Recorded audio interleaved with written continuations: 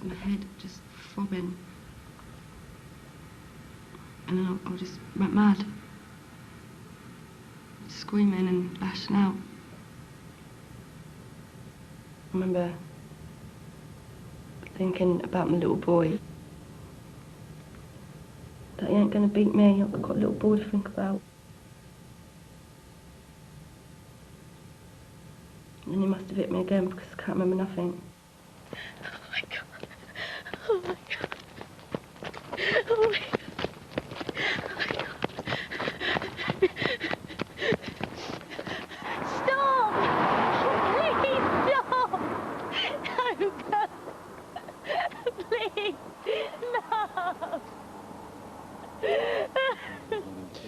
Andy Stewart, we know an enormous amount about this guy. I mean, basically, we know how he gets around. We've got a very good description of him. We know what he was doing New Year's Eve. We've got a good idea of what sort of women he goes for.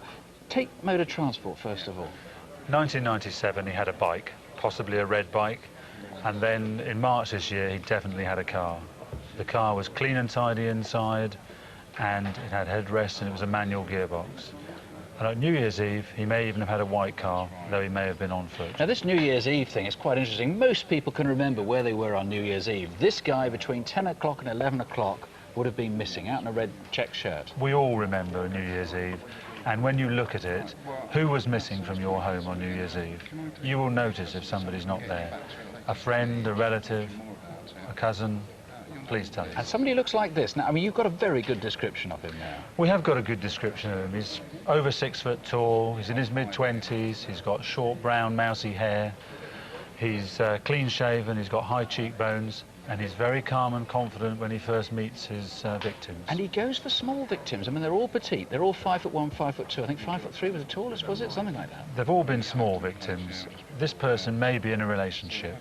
He may have ended a relationship recently. There may be a lot of violence in that relationship, maybe a lot of sexual violence in that relationship. Somebody must know who it is. Somebody else may have been raped by this individual. They may not have wished to tell us. They may know who that is. Please give us a call because we can eliminate that person. This guy's getting more and more violent. Extremely violent. I'm extremely worried that he may kill somebody one day. The level of violence used in that last attack was dreadful. Well, help solve this, please, if you can. 0500 600 600. Free call here to Andy Stewart, and he has other colleagues waiting in Southampton on 01703 745 390. Southampton 745 390. Credit card fraud has become a risky business. The card companies have been getting serious about tackling it, and so have the stores. Take a look at this from HMV in Cambridge. This man has good reason to look nervous while his credit card is checked. Who is he? Certainly not the authorised owner of the card. He's in his early 30s or 40s, about 5'6", and this is just one of several stores in which he tries a scam. If you know who he is, and someone must, 0500 600 600 or 01223 358 966. That's Cambridge 358 966. Just over 6 months ago, there was a terrifying robbery in Waterloo, London. Frightened staff are faced by this robber brandishing a knife.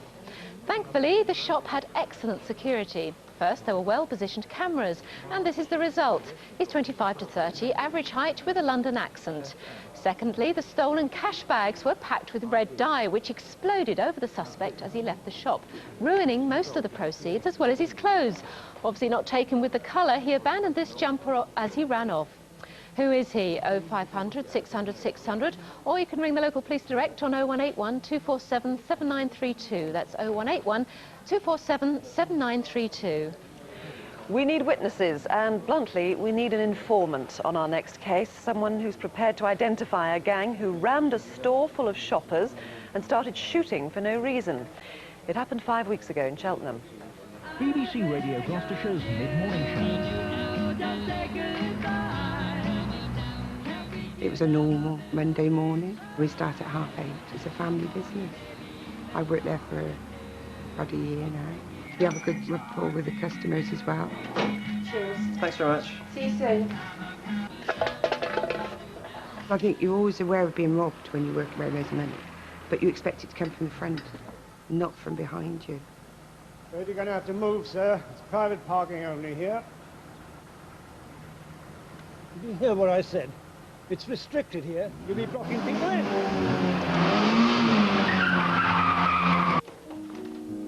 Hello. I rang earlier. About the car? Of course, Mr. D, isn't it? Yeah, that's right. I'll get the keys. 2 days earlier in Cheltenham, a man with an Irish accent had answered an ad in the Gloucestershire Echo.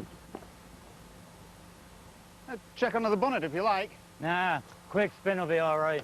You sure? Yeah.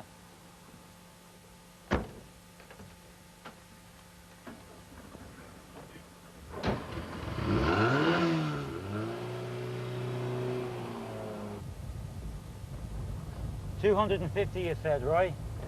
Bargain. Believe me. Never given me a minute's trouble. Cash all right? Great, yeah. Look, stop back at the house and I'll get you the registration forms.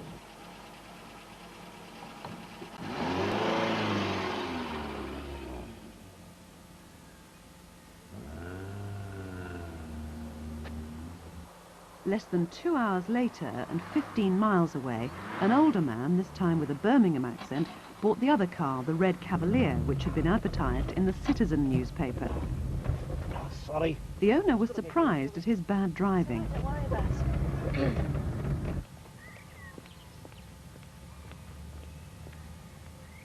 Happy? How much were you asking again? 275. I can't afford to take much less.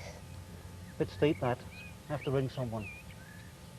Well, how much can you offer? I've got £250 in my pocket. Oh, go on then. You drive a hard bargain. Thanks.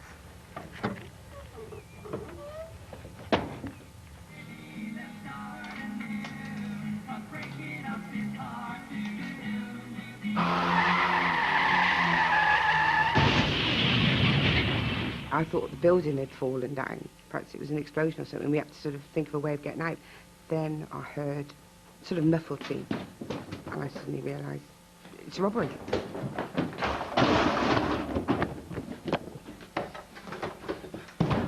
Get out!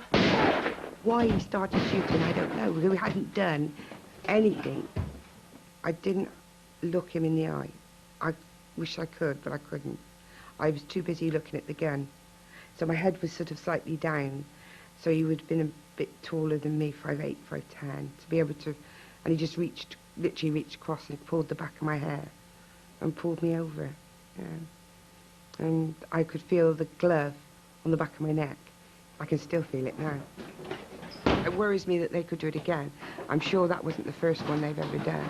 You felt that they knew exactly what they were doing.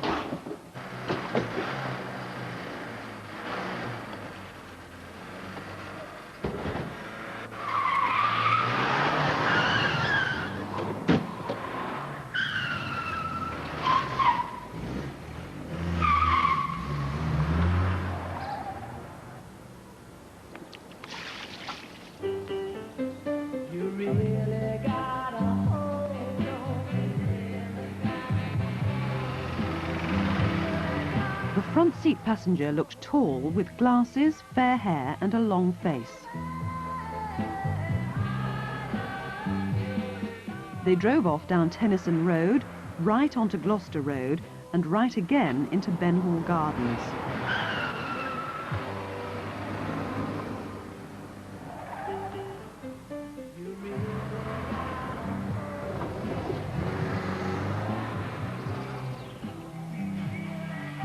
The blue BMW had been stolen in Cardiff nearly 2 months earlier, on the 27th of January. M706YAH.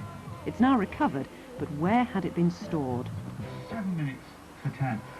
We're setting our feet up now. We're setting Mark next to us in the studio up with his programme. It went left back onto Gloucester Road in the direction of Lansdowne Road. We don't know where the 3 passengers got out, but when it reached the car park of the Fox and Hounds pub on Prestbury Road, there was only one